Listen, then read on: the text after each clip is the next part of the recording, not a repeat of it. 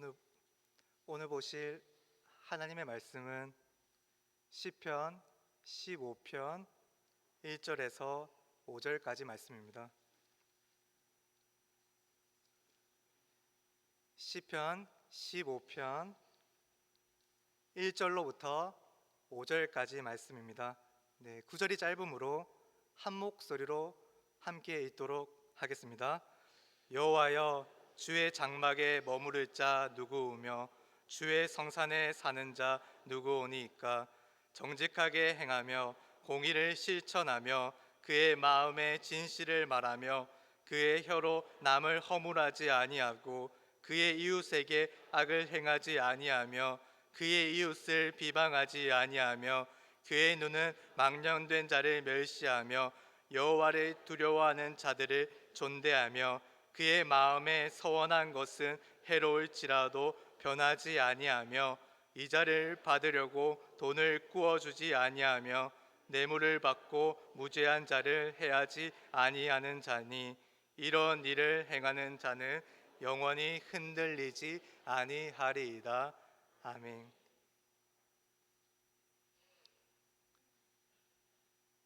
예배 전에 찬양팀이 찬양하는 가운데 찬양곡들을 함께 따라 부르면서 신실하신 하나님, 선하신 하나님이 오늘 많이 묵상되어졌는데요. 제가 가장 좋아하는 영어 구절이 있습니다. 그것은 바로 God is good all the time and all the time God is good. 하나님은 언제나 선하십니다. 그리고 언제나 하나님은 선하십니다. 여러분, 언제나 신실하신 하나님이, 언제나 선하신 하나님이 그 주권적인 뜻과 그 강권적인 손길로 우리의 인생을 붙들고 계십니다. 우리의 인생이 굴곡이 있고 롤러코스터와 같고 앞길을 전혀 알 수 없을지라도 언제나 선하신 하나님은 우리를 가장 좋은 길로 인도하시는 목자 되신 하나님이신 줄 믿습니다. 하나님을 전적으로 신뢰하는 저와 여러분 되기를 소망합니다. 말씀으로 들어가겠습니다. 1절을 보면 시인이 여호와 하나님께 질문합니다. 하나님, 주의 장막에 머무를 자가 누구입니까? 주의 성산에 사는 자가 누구입니까? 이 구절에 구체적인 장소가 두 개 나옵니다. 장막과 성산이죠. 장막은 솔로몬이 성전을 세우기 전에 이스라엘 백성들이 하나님의 법궤, 즉 하나님의 말씀을 두었던 장소라고 할 수 있고, 성산은 예루살렘을 의미합니다. 두 장소의 공통점이 무엇일까요? 하나님의 임재를 경험하는 장소라는 것입니다. 그렇다면 시인의 질문은 다르게 말하면 이렇습니다. 어떻게 하면 하나님의 임재를 경험할 수 있습니까? 어떻게 하면 하나님과 기쁨의 교제를 하며 하나님이 주시는 복을 누릴 수 있습니까? 어떻게 하면 하나님의 은혜의 날개 아래에서 하나님을 합당하게 예배하는 삶을 살아갈 수 있습니까? 시인이 이러한 질문을 던진다는 것은 현재 많은 하나님의 백성들이 죄로 인해 하나님과 제대로 관계하지 못하고 분리되어 있음을 내포합니다. 그래서 이 질문은 굉장히 겸손한 질문입니다. 하나님과의 관계 회복을 위해 직접적으로 하나님의 지혜를, 하나님의 은혜를 구하는 질문이기 때문입니다. 이는 인간의 힘으로는 해결할 수 없는 문제임을 깨달은 자가 하는 질문이기 때문입니다. 여러분, 여호와 하나님, 거룩하신 하나님과 어떻게 하면 친밀해질 수 있는지, 하나님과 함께 인생의 여정을 걸어가기 위해서 어떠한 모습을 갖추어야 하는지 2절부터 5절까지 나오는데요. 독특한 점은 시인이 하나님께 질문을 던지고 자신의 질문에 스스로 답변하고 있다는 점입니다. 하나님께서는 하나님의 백성들을 너무도 사랑하셔서 성령의 감동하심을 허락하셔서 자원하는 심령으로 하나님 앞에 나아가도록, 하나님 앞에서 살아가도록 도우십니다. 그래서 우리는 하나님의 성품에 적극적으로 참여하는 자가 되는 거죠. 그리고 여기에 전제가 있는데요. 시인은 이미 하나님의 말씀 가운데 임하시는 예수 그리스도를 통해 믿음을 가졌고 하나님의 마음에 합한 자가 되려고 노력하는 자였습니다. 그럼에도 불구하고 시인이 말하고자 하는 바는 우리가 예수님을 통해 하나님을 믿게 되었더라도 계속해서 하나님의 말씀의 지도에 따라 성령의 인도하심에 따라 거룩한 생활을 해 나가야지만 하나님과 친밀한 교제를 지속적으로 누릴 수 있다는 점입니다. 이를 기억하며 구체적으로 본문으로 들어가 보겠습니다. 하나님이 시인의 입술을 통해서 우리가 어떻게 하면 하나님의 임재를 날마다 경험하는 거룩한 일상을 살아갈 수 있는지 알려주시는데요. 2절을 보십시오. 정직하게 행하며 공의를 실천하며 그의 마음에 진실을 말하며. 먼저 우리는 정직하게 행해야 합니다. 이 정직함은 다른 말로 하면 단단함입니다. 쉽게 깨어지지 않는 거죠. 정직한 성도는 믿음의 견고함을 지니고 있습니다.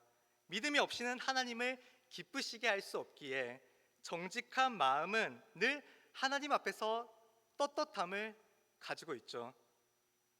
떳떳한 사람은 어깨를 움츠리지 않고 위풍당당합니다. 김주환 목사님이 저에게 자주 하는 두 가지 말이 있는데요. 첫 번째 말은 눈에 빡 힘주고, 눈 좀 뜨겠습니다. 네. 두 번째 말은 어깨 좀 펴고, 네, 어깨를 펴서 떳떳하게 살아가도록 노력하겠습니다. 여러분, 정직한 성도들은요, 정직한 마음으로 행하는 일들에 거리낌이 없고 하나님 앞에서 진실하기에 정직한 행동 가운데 나타나는 하나님의 은혜를 다른 이웃들도 알아볼 수밖에 없습니다. 그리고 우리는 공의를 실천해야 합니다. 그런데 공의로운 삶이 되기 위해서는 우리가 먼저 의롭게 되어야 하는데요. 나무가 열매를 맺지 열매가 나무를 맺지 않습니다. 그렇기에 먼저 나무가 좋아야 열매도 좋습니다. 여러분, 우리는 예수님을 믿음으로 그리스도의 의를 전가받아 의롭게 되었습니다. 예수님을 믿음으로 우리는 예수님과 연합했고 생명나무인 예수님 나무에 붙은 가지가 되었습니다.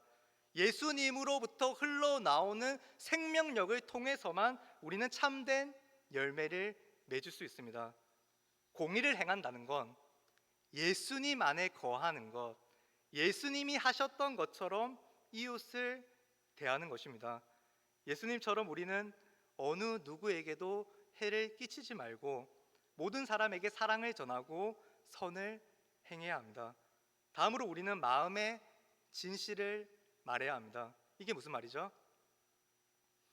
우리의 마음과 우리의 말이 연결되어 있다는 거죠. 마음이 선하면 선한 말이 나옵니다. 그러니까 우리가 생각하는 것과 우리가 말하는 것은 일치한다는 말입니다. 여러분, 평소에 무엇을 생각하십니까? 예배를 드릴 때 무엇을 생각하십니까? 직장에서 일하거나 취미 활동을 하거나 이웃들과 관계할 때 무엇을 생각하십니까? 말은 생각에서 비롯되고 생각은 아는 것에서 비롯됩니다. 우리는 진리의 말씀을 공부해야 합니다. 악을 미워하고 정욕을 멀리하고 진실하고 깨끗한 삶을 살기 위해서 우리는 말씀의 지도를 받아야 합니다.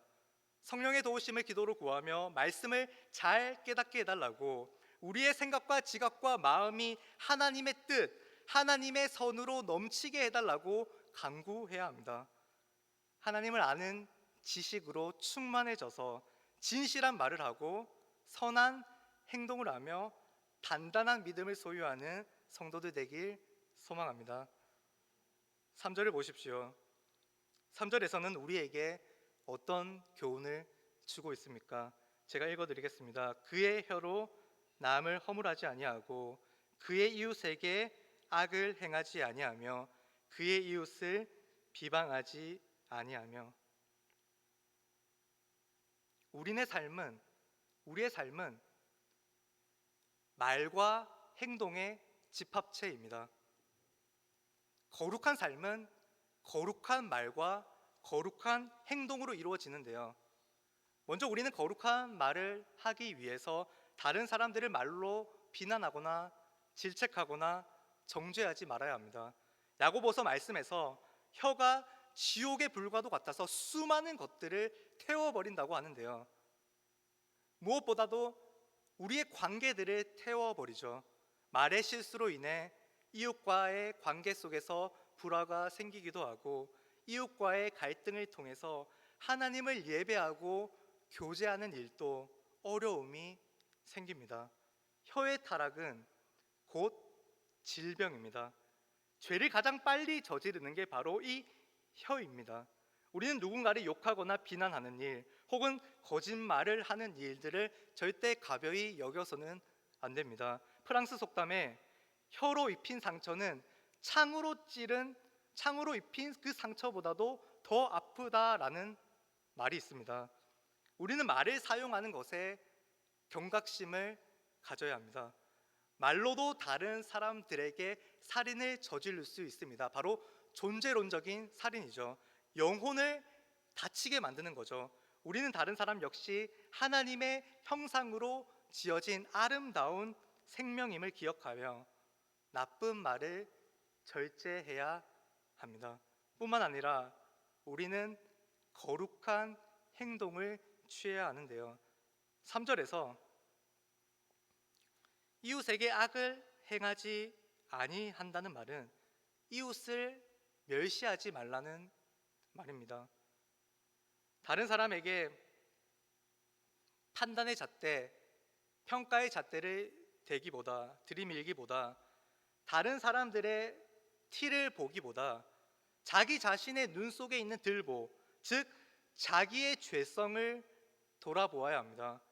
다른 사람에게도 있는 결점이 당연히 우리에게도 있을 수 있기 때문입니다. 그리고 우리가 일상의 회개를 통해 악한 행동을 돌이키듯이 다른 사람들도 언제나 하나님께로 돌이킬 수 있는 사람임을 기억해야 합니다.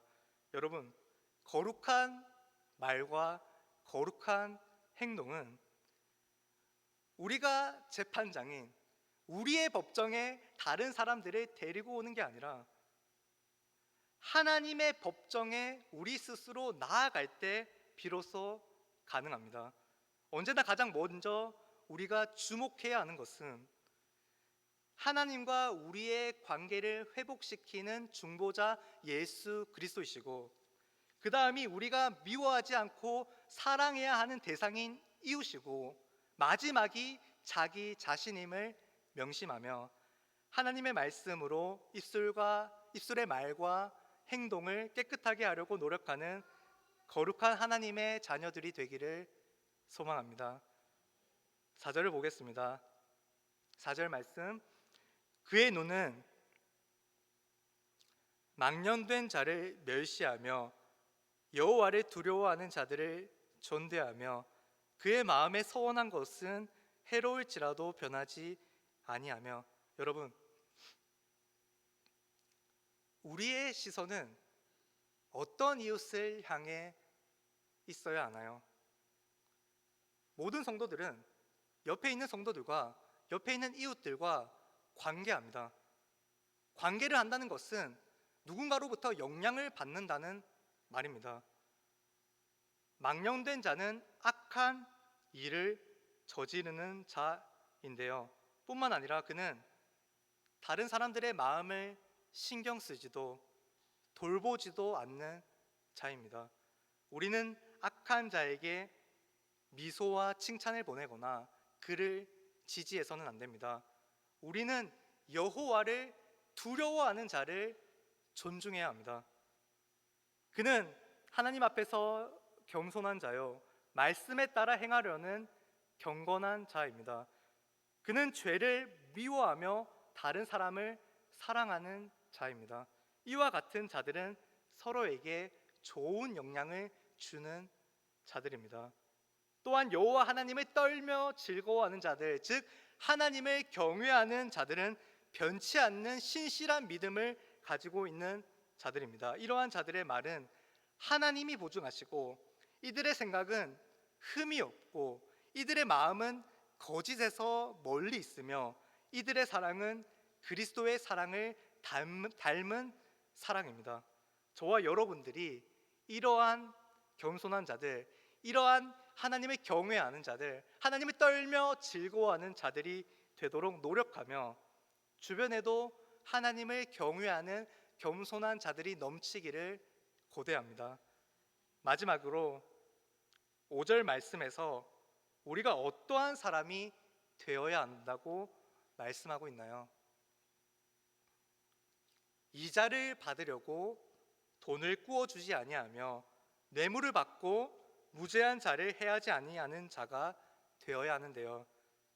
이자를 받으려고 돈을 꾸어주지 아니한다는 말은 한마디로 말해서 고리대금을 하지 말라는 말입니다. 고리대금이 뭐죠? 고리대금은 돈과 물질 등을 빌려주고서 일반적인 원칙보다도 더 많은 이익을 거두어 들이는 것을 의미하는데요. 자기의 경제적 이익을 위해서 다른 사람의 생활을 어렵게 만들 수 있는 거죠. 성경은 혹시 우리 주변에 가난한 이웃이 있다면 그에게 돈을 빌려줄 때 이자를 받지 말라고 말씀하고 있습니다. 물론 이 말씀은 무조건 무이자 대출을 해주라는 말이 아닙니다. 금융업에서 이자라고 하는 개념은 일반적인 원리이기 때문입니다. 이 말씀의 초점은 우리가 과도한 이익을 취하여 이웃을 괴롭게 하지 말라는 데에 있습니다. 사실 이 말에는 우리가 우리의 재산을 축적하기 위해서 어떤 방식으로든 부정한 방법을 사용하지 말라는 뜻이기도 합니다. 그 안에 탐심의 죄가 자리 잡혀 있기 때문입니다. 이어서 뇌물을 받고 무죄한 자를 해하지 말라라고도 하는데요. 뇌물은 주는 자나 받는 자 이 모두에게 해로운 일입니다. 그들 모두의 마음에는 자신의 이익을 쫓아 배를 불리려는, 배를 채우려는 욕망이 자리 잡혀 있기 때문입니다. 어떤 사회적 자리에서 권위를 가지고 있는 자는 공권력을 휘둘러 약자를 해칠 수 있습니다. 이는 하나님이 기뻐하시지 않는 모습입니다. 여러분, 고리대금도 뇌물도 이웃을 사랑하는 표현이 아니라 이웃에게 해를 끼치는 행동임을 우리는 알 수 있습니다.